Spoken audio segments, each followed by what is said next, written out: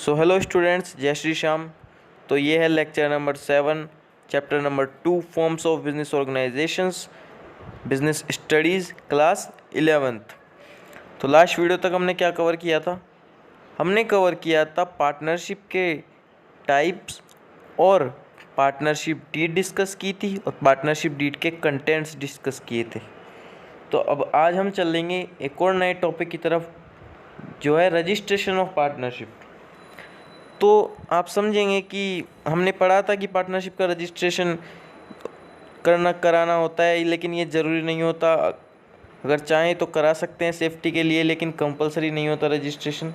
तो अब रजिस्ट्रेशन होता कैसे है, क्या प्रोसीजर होता है, और अगर रजिस्ट्रेशन नहीं कराए तो क्या होता है, तो वो सब हम डिस्कस करेंगे। तो चलिए शुरू करते हैं। Registration of partnership. Registration of partnership is not compulsory, but to avoid future conflicts, it is advised to register the partnership with the registrar of firms. It provides conclusive proof of the existence of partnership. अब आराम से समझते हैं इसको कि मैंने आपको पहले बताया था कि रजिस्ट्रेशन, जो पार्टनरशिप का रजिस्ट्रेशन है वो कंपलसरी नहीं होता, लेकिन अगर फ्यूचर में कोई भी कन्फ्लिक्ट्स हो जाए, कोई डिस्प्यूट हो जाए पार्टनर्स में आपस में, कोई लड़ाई झगड़ा हो जाए, तो फिर उसको कैसे सुलझाएं, तो उसके लिए पार्टनरशिप का रजिस्ट्रेशन करवाने की एडवाइस दी जाती है। क्योंकि और कहाँ होता है पार्टनरशिप का रजिस्ट्रेशन? Registrar of firms. जो कोई भी आपकी जो सिटी होगी उसमें एक रजिस्ट्रार का ऑफिस होता है फर्म्स का, वहाँ रजिस्ट्रेशन होता है। रजिस्ट्रार ऑफ फर्म्स में रजिस्टर होता है। तो रजिस्ट्रेशन क्या होता है? कंक्लूसिव प्रूफ होता है एग्जिस्टेंस का। बिजनेस, मान लीजिए पार्टनरशिप चल रही है, अगर पार्टनरशिप हो ही नहीं रही वो कैसे पता चले? और मान लीजिए पार्टनरशिप हो भी रही है, तो इसके आपके पास सबूत क्या है कि पार्टनरशिप हो रही है? तो क्या है, रजिस्ट्रेशन कराने से एक कंक्लूसिव एविडेंस हो जाता है कि हाँ, ये फर्म जो है वो रजिस्टर्ड है पार्टनरशिप एक्ट 1932 के अंडर, जो रजिस्ट्रार्स ऑफ फर्म्स में ये रजिस्टर है। तो इससे बहुत ही आसानी रहती है, कोई भी डिस्प्यूट होता है उसको सुलझाने में, कोई भी कॉन्फ्लिक्ट्स आते हैं फ्यूचर में उनको सुलझाने के लिए। तो following are the consequences of non registration of firms. तो अगर मान लीजिए हमने कहा था कि भाई फर्म को रजिस्टर कराना कंपलसरी नहीं है, तो अब मान लीजिए जो फर्म को रजिस्टर नहीं कराते, तो उनके लिए क्या क्या नुकसान है, क्या क्या कंसिक्वेंसेस है अगर फर्म रजिस्टर नहीं कराते। तो पढ़ते हैं हम एक एक point. A partner of N unregistered firm can not file A suit against a partner और अदर पार्टनर। तो इसका क्या मतलब है कि जो एक पार्टनर होता है ना, जो फर्म रजिस्टर नहीं होती, उसका जो पार्टनर होता है वो किसी दूसरे पार्टनर पे सूट फाइल नहीं कर सकता। सूट फाइल मतलब कोई केस नहीं कर सकता, या कोई भी रिपोर्ट नहीं कर सकता, या कोर्ट में या लोग के नज़र में, जब क्योंकि वो पार्टनर माने ही नहीं जाएंगे ना।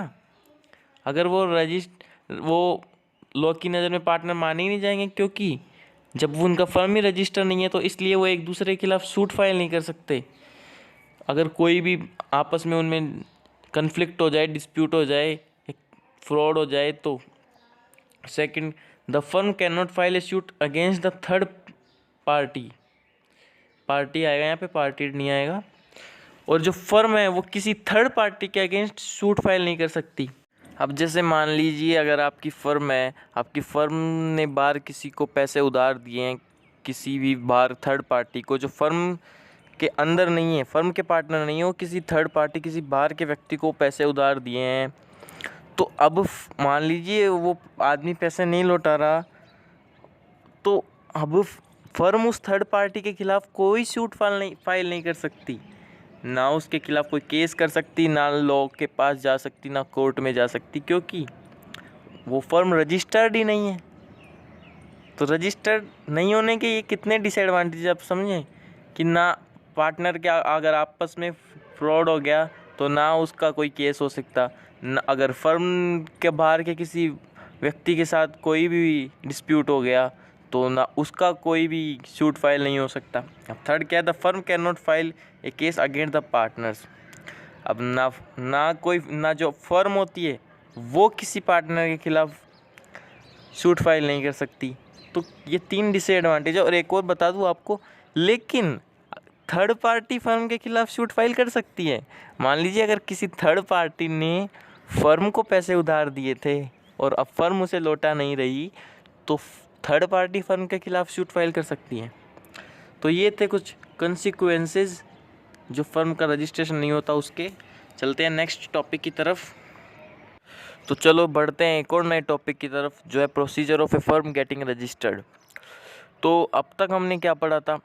इससे पहले हमने पढ़ा था कि जो फर्म होती है उसका रजिस्ट्रेशन कंपलसरी नहीं होता, लेकिन चाहे तो करवा सकते हैं। तो वो कैसे होता है, उसका क्या प्रोसीजर होता है, वो हम पढ़ेंगे। तो चलिए, submission of application in the prescribed form of the registrar of the firms.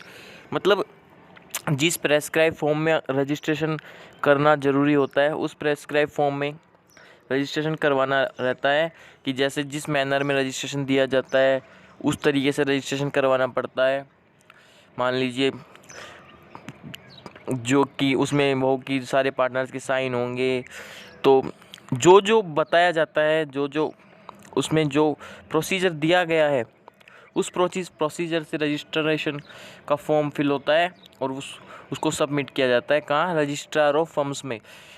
तो the application should contain the following particulars: first, name of firm, location of firm, names of other places where the firm carries on business, the date when each partner joined the firm और duration of partnership.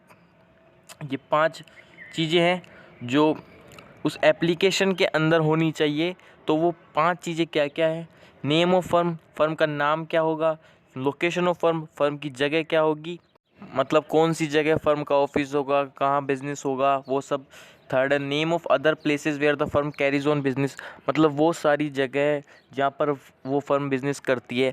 अभी जैसे मान लीजिए जो आप मान लीजिए कोई एक शोरूम ले लीजिए, मान लीजिए लिबर्टी है। तो अब लिबर्टी का शोरूम है, तो वो कोई ज़रूरी थोड़ी है कि सिर्फ जयपुर में ही है, कहाँ कहाँ बिजनेस करती है। तो लिबर्टी कोई फर्म नहीं है, लिबर्टी तो एक कंपनी है। तो मैं एक एग्ज़ाम्पल ले रहा हूँ कि मान लीजिए लिबर्टी है, तो लिबर्टी कहाँ कहाँ बिज़नेस करती है, तो जहाँ जहाँ बिज़नेस करती है सारा वो रजिस्टर होगा उसके अंदर। जैसे जहाँ जहाँ उसकी ब्रांचेस हैं, जहाँ जहाँ भी वो बिज़नेस कंडक्ट करती है, वो सारी प्लेसेस का नाम उसमें सबमिट करना होगा। फोर्थ है date when each partner join the firm. अब जो जो पार्टनर है, मान लीजिए 5 पार्टनर है, तो किस पार्टनर ने कब ज्वाइन किया उस बिज़नेस को, उस फर्म को, वो लिखना पड़ेगा। ड्यूरेशन ऑफ पार्टनरशिप, अब ड्यूरेशन ऑफ पार्टनरशिप लिखना पड़ेगा कि कितने समय के लिए ये पार्टनरशिप बनाई गई है। तो ये सारे कंटेंट्स उस एप्लीकेशन के साथ सबमिट करने होते हैं। Second, deposit of fees required with the registrar of firms. अब मान लीजिए कि जितनी बड़ी फर्म होगी या उस हिसाब से उनकी जो फ़ीस प्रेस्क्राइब्ड होगी कि इतनी फ़ीस लगेगी, वो उस एप्लीकेशन के साथ डिपॉजिट करानी होती है। द थर्ड है the registrar after approval will make an entry in the registrar of firms and will subsequently issue A certificate of generation. अब जैसे ही अप्रूवल हो जाएगा, वैसे ही जो रजिस्ट्रार ऑफ फर्म्स है वो अपने जो अकाउंट होता है अपना, जो भी वो मैनेजमेंट करते हैं, उसमें हमारी फ़र्म का नाम रजिस्टर कर लेंगे और फिर हमें उसका सर्टिफिकेट इशू कर देंगे। तो आई होप आपको समझ में आ गया होगा कि क्या प्रोसीजर है फर्म का रजिस्ट्रेशन का। तो ये पॉइंट्स आपको सब याद होने चाहिए। याद मतलब ऐसे रटे हुए नहीं होने चाहिए, जो रटे हुए मतलब आपको वर्ड टू वर्ड याद हो। आपको कॉन्सेप्ट क्लियर होना चाहिए इसका कि कैसे फर्म रजिस्टर होती है, क्या क्या कॉन्सिक्वेंसेस होते हैं। अब वो कॉन्सिक्वेंसेस है वो आपको याद होने चाहिए, क्योंकि वो लॉ की लैंग्वेज में लिखे हुए हैं, तो वो आपको याद होने चाहिए। क्या क्या कॉन्सिक्वेंसेस होते हैं अगर फर्म रजिस्टर नहीं होती। तो ये सब बहुत इंपॉर्टेंट पॉइंट है कि आपके बहुत काम आएंगे आगे जब आप हायर स्टडीज़ करेंगे तब। अभी तो आपका बेसिक चल रहा है, तो आपको कंसाइज में पढ़ा रहा हूँ, क्योंकि कंसाइज में मतलब आपके कोर्स का कंसाइज नहीं पढ़ा रहा, आपके कोर्स का तो डिटेल में ही पढ़ा रहा हूँ। आप जितना आपके ज़रूरत का है, जितना आपके कोर्स में, उतना तो पढ़ा रहा हूँ। हायर लेवल का पढ़ाने से अभी आपको फिर आप पे प्रेशर डालना हो जाएगा। तो इसलिए चलते हैं नेक्स्ट टॉपिक की तरफ, कोऑपरेटिव सोसाइटी। तो अब तक हमने क्या पढ़ा था, जो बिजनेस ऑर्गेनाइजेशन के टाइप थे उसमें हमने पढ़ा था सोल प्रोप्राइटरशिप, फिर हमने पढ़ा HUF, Hindu undivided family business, फिर हमने पढ़ा पार्टनरशिप। तो अब हम पढ़ेंगे जो नेक्स्ट टॉपिक है वह है कोऑपरेटिव सोसाइटी। तो कोऑपरेटिव सोसाइटी क्या होती है? Cooperative society is a voluntary association of persons who join together with the motive of welfare of the members. They are driven by needs to protect their economic interest in the face of possible exploitation at the hands of middlemen or best with the desire to earn greater profits. तो क्या मतलब है इसका? एक cooperative society क्या होती है? एक कोऑपरेटिव सोसाइटी होती है वॉलंटरी एसोसिएशन ऑफ पर्सन्स, मतलब वो जो पर्सन्स लोग होते हैं, जो सोसाइटीज़ होती है उनका वॉलंटरी एसोसिएशन, मतलब वॉलंटरी मतलब खुद की मर्ज़ी से, उन पे कोई फोर्स नहीं किया जाता, कोई ज़बरदस्ती नहीं होती, वो अपनी मर्ज़ी से आते हैं, अपनी मर्ज़ी से जाते हैं। और इसका मोटिव क्या होता है?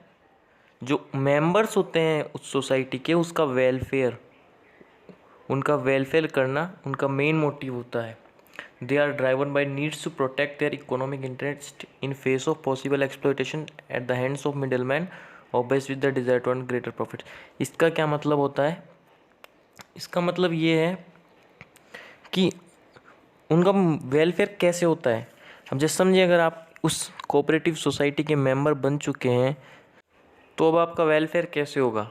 तो वेलफेयर कैसे होगा? जैसे मान लीजिए, जो पहले आपका सोसाइटी में मेंबर बनने से पहले जैसे जो एक्सप्लॉयटेशन होता था, जो शोषण होता था मार्केट में, आपको हर चीज़ जो महंगी मिलती थी, वो अब उस सोसाइटी में आने के बाद वो चीज़ सस्ती मिलेगी। जैसे मान लीजिए, जो जो मेंबर होते हैं वो सारे मेंबर उस कोऑपरेटिव सोसाइटी के अपना एक लीडर अपॉइंट करते हैं। वो जहाँ से गुड्स प्रोड्यूस होते हैं वहाँ जाता है, वहाँ डायरेक्ट उसी रेट में आपको वो गुड्स ख़रीदता है उसी रेट में और आपको दे देता है उसी उससे थोड़ा उसी रेट में। मान लीजिए अगर पहले आपको जो चीज़ मार्केट में 70 रुपये की मिलती थी और उसका प्रोडक्शन प्राइस कितनी है? 50 रुपये। तो अब वो जाएगा उस प्रोडक्शन हाउस पे, वहाँ से वो सामान या वो गुड्स जो हैं वो ख़रीदेगा, उसको 55 के पड़ेंगे या 60 के पड़ेंगे और वो आपको उस रेट पर प्रोवाइड कर देगा। तो इससे क्या होता है? आपको मॉनेटरी बेनिफिट होता है, आपका इकोनॉमिक इंटरेस्ट आता है। तो इससे आपका एक्सप्लॉयटेशन नहीं होता। जो बीच के मिडिल मैन होते हैं, जो दलाल होते हैं, उनके द्वारा जो आपका इकोनॉमिक एक्सप्लॉयटेशन होता था वो नहीं होता इससे। और आपकी जो डिज़ायर होती है प्रॉफिट अर्न करने की वो बढ़ती है और आप आसानी से प्रॉफिट अर्न कर सकते हैं। तो कोऑपरेटिव सोसाइटी क्या होती है? जो वॉलंटरी एसोसिएशन ऑफ पर्सन होती है, मतलब खुद की मर्ज़ी से वो पर्सन्स उस सोसाइटी में एंटर करते हैं और जो मिडल मैन के द्वारा उनका एक्सप्लॉयटेशन होता है वो नहीं होता। अब इसमें आपका इकोनॉमिक इंटरेस्ट बढ़ता है। और इसका मेन मोटिव क्या होता है? इसके जो मेंबर्स होते हैं उनका वेलफेयर करना इनका मेन मोटिव होता है। The cooperative society is compulsory required to be registered under the Cooperative Societies Act 1932। तो कोऑपरेटिव सोसाइटी, जैसे हमने पढ़ा था कि पार्टनरशिप होती है, पार्टनरशिप का रजिस्ट्रेशन कंपलसरी नहीं होता है, लेकिन फिर भी अगर करवाना चाहे तो पार्टनरशिप एक्ट 1932 के अंडर रजिस्ट्रेशन करवा सकते हैं। वैसे ही कोऑपरेटिव सोसाइटी का तो रजिस्ट्रेशन करवाना कंपलसरी होता है। और किस एक्ट के according? Cooperative societies act 1912 cooperative societies act 1912 के तहत इसका रजिस्ट्रेशन करवाना ज़रूरी होता है। हमने पार्टनरशिप में पढ़ा था कि कम से कम 2 मेंबर्स चाहिए होते हैं पार्टनरशिप स्टार्ट करने के लिए, लेकिन कोऑपरेटिव सोसाइटी में कितने की ज़रूरत होती है? 10। It is required to 10 adult persons to form a society. 10 adult person मतलब 18 साल से ऊपर का। तो 10 या 10 से ज़्यादा मेंबर्स या पर्सन्स जो अडल्ट पर्सन होते हैं वो एक सोसाइटी फॉर्म कर सकते हैं। The capital of a society is raised from its members through issue of shares. और जो इसके मेंबर्स की कैपिटल है वो कैसे ली जाती है? मतलब मेंबर्स से वो जो कैपिटल होती है, जो पूंजी होती है वो कैसे ली जाती है? वो ली जाती है शेयर इशू करके। अब ये आपको अभी समझ में नहीं आएगा कि शेयर इशू कैसे करते हैं, क्योंकि ये अभी आपके इतने लेवल का नहीं है, अभी तो आप सिर्फ स्टार्टिंग है 11th क्लास की। तो इसलिए तो आप तो ये समझ लीजिए कि जो मेंबर्स की जो कैपिटल होती है वो कैसे इशू होती है, जो कैसे रेज होती है, शेयर इशू करके रेज होती है। The society acquires A distinct legal entity after it's registration. और जैसे ही एक बार इस सोसाइटी का रजिस्ट्रेशन हो जाता है तो ये एक अपनी लीगल एंटिटी बन जाती है मार्केट में। इसका अपना सेपरेट एग्जिस्टेंस होता है, सेपरेट आइडेंटिटी होती है, अपनी खुद की एक अलग पहचान होती है उस कोऑपरेटिव सोसाइटी की। तो आज के लिए इतना ही रखते हैं, क्योंकि फिर ज़्यादा लंबा हुआ तो क्लास बड़ी हो जाएगी। और क्लास तो वैसे अभी ज़्यादा बड़ी नहीं हुई, लेकिन फिर आपके लिए टॉपिक्स ज़्यादा बढ़ जाएंगे। तो आज हमने क्या पढ़ा, हमने पढ़ा जो रजिस्ट्रेशन होता है वो क्यों ज़रूरी होता है पार्टनरशिप का, अगर नहीं करेंगे तो क्या डिसएडवांटेज होते हैं इसके। फिर हमने पढ़ा कि रजिस्ट्रेशन के लिए क्या क्या प्रोसीजर होता है, क्या क्या चाहिए होता है, किस एक्ट के अंडर रजिस्ट्रेशन होता है। फिर हमने पढ़ा कोऑपरेटिव सोसाइटी। तो आज के लिए इतना ही रखते हैं। तो आई होप आपको वीडियो पसंद आई हो। वीडियो पसंद आए तो प्लीज़ वीडियो को लाइक करें। अगर आप चैनल पर नए हो तो प्लीज़ सब्सक्राइब करें। ज़्यादा से ज़्यादा 11th क्लास के बच्चों तक शेयर करें। Thank you so much for watching. जय श्री श्याम। बाय।